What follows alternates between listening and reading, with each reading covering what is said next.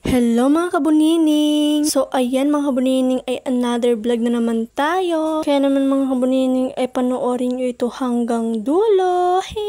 At huwag kalimutan mag-like, share, and follow. At ayan na nga mga kabunining ay nakapag-ayos na pala ako. Hindi ko na pala na-videoan mga kabunining dahil nga nagmamadali na tayo. At ayan na mga kabunining ang aking final look. O diva, ang pretty. At ayan mga kabunining ay pa-video-video muna tayo.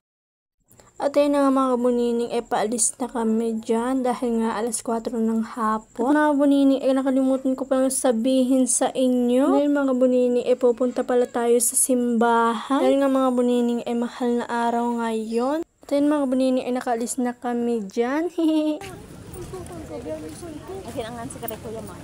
At ayun mga kabunining, ay malapit na pala kami sa bayan dyan. Binisan na pala ng takbo ng aking boyfriend dahil nga may libot ngayon. At ayan mga kabunining, andito na tayo sa simbahan.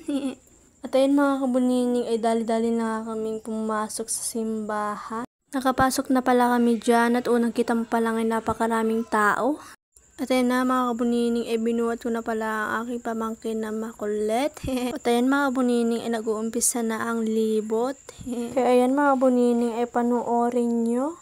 At ayan mga kabunining, ay nakalabas na pala kami dyan.